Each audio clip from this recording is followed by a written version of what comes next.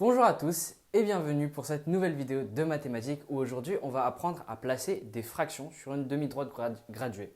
Alors on avait déjà appris à placer des fractions sur, enfin plutôt des nombres décimaux sur une demi-droite graduée. Maintenant on va s'intéresser plus précisément au cas des fractions. Ça ne change pas vraiment en fait des nombres décimaux et je vais vous montrer pourquoi. Alors en réalité, on va donc essayer de placer ces 5 fractions sur cette demi-droite graduée.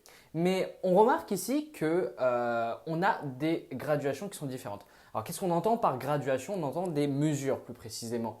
Et comment est-ce qu'on compte les mesures? Eh bien les mesures se comptent en fonction des dénominateurs. On voit ici qu'on a un dénominateur qui est à 10, juste là, un dénominateur qui est à 2 et un à 5. Le but, ça va vraiment d'essayer de mettre ces dénominateurs tous à égalité. Et donc, on va voir comment est-ce qu'on va le faire, mais tout d'abord, rendons-nous compte de à quel dénominateur on doit mettre justement nos fractions. Parce que ça ne sert pas à grand chose de par exemple tous les mettre à 2 par exemple, si on ne sait pas en fait exactement quelle graduation on doit utiliser. Et bien là, on regarde notre demi-droite graduée tout d'abord.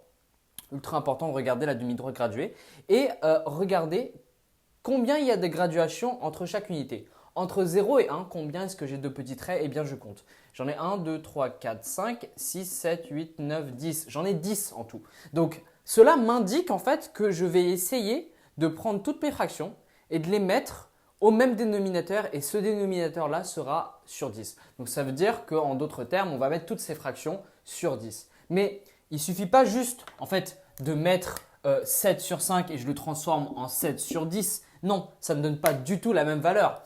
Il faut, lorsqu'on trouve un dénominateur et qu'on veut le mettre à ce dénominateur-là, il faut aussi mettre le numérateur, l'ajuster correctement. Et comment alors on ajuste? Comment est-ce qu'on transforme? Eh bien c'est très simple, je vais vous le montrer. On va multiplier par un chiffre pour nous donner le 10 en question. Donc là, on va essayer de trouver 10. Et combien est-ce que je dois multiplier 2 pour trouver 10? Ben, c'est très simple. Si vous connaissez votre table de multiplication, vous savez qu'on doit multiplier 5 par 2 pour trouver 10. Et 5 par 2, ça me donne donc 10. Mais je dois aussi, comme je vous l'ai dit, ajuster du côté du numérateur. Et donc du coup, c'est pour ça que je multiplie aussi par 5 en haut. Ultra important, sinon tout votre raisonnement sera faux, sera erroné. Et c'est pour ça qu'il faut faire très attention justement à bien faire à la fois dénominateur et à la fois numérateur. Donc là maintenant, on va passer au 5. Comment est-ce que on multiplie par quel chiffre pour trouver 10 dans ce cas-là? Eh bien, on l'avait déjà trouvé ici, en fait 2 fois 5, eh bien, on fait juste exactement l'inverse, donc c'est-à-dire on multiplie par 2. Et comme je vous l'ai dit, on multiplie par 2 aussi de ce côté-là. Et on multiplie aussi par 2 de ce côté-là. Pour les deux premières fractions, je n'ai pas besoin de les changer puisqu'ils sont déjà sur 10. Mais donc du coup, ça me donne ceci. Voilà, je vais donc réécrire toutes mes fractions ici avec le dénominateur ayant pour dénominateur 10. J'ai tout simplement multiplié à la fois le numérateur et le dénominateur. Et on remarque donc bien qu'on a tous un dénominateur sur 10. Maintenant, je vais vous laisser mettre en pause la vidéo et essayer de mettre par vous-même ces fractions-là sur la demi-droite graduée. Ok, bon, maintenant je pense que si voilà, il y a des gens qui veulent mettre en pause, ils peuvent le faire, mais on va passer à la correction.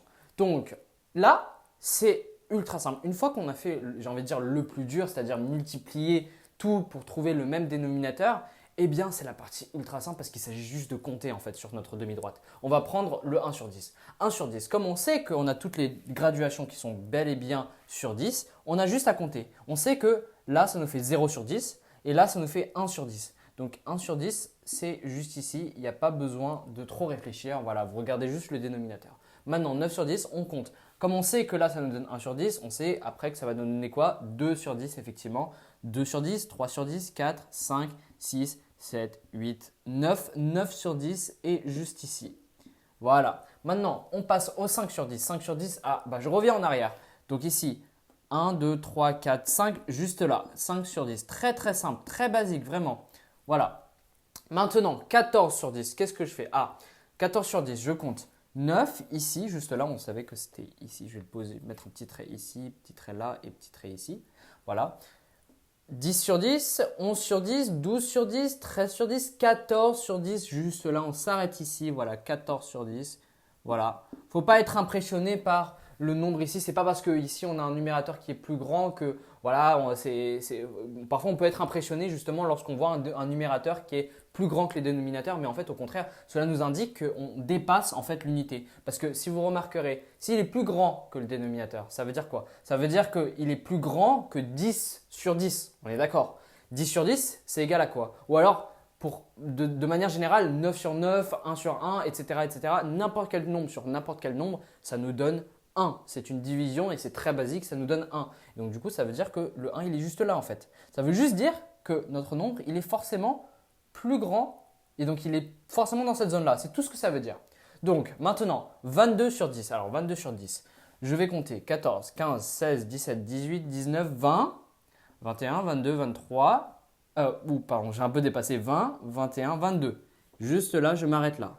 Et on se rend compte ici, un peu dans le même esprit que ce que je venais de vous expliquer, on sait que 10 sur 10 c'est égal à 1 et ça correspond à ce petit trait-là.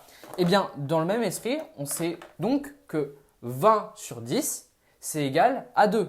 C'est juste là. Ça correspond à 20 sur 10. Ça peut vous aider au lieu de compter en fait à partir de 0 à chaque fois, vous comptez. Soyez un peu astucieux et regardez que en fait 20 sur 10 ça correspond à cette zone-là et j'ai juste à compter 2 après cette zone-là. Et là, 3 on peut déjà le déduire, ça nous fait 30 sur 10 ici. Voilà. Donc ici, ça nous fait 10 sur 10. Très, très basique. Et voilà. Donc, je pense que c'était assez clair. Après, bon, cette méthode de tout mettre au même dénominateur ne va pas tout le temps vous servir, mais dans la plupart des cas, c'est une méthode qu'il faut apprendre parce qu'elle va vous être ultra efficace en évaluation.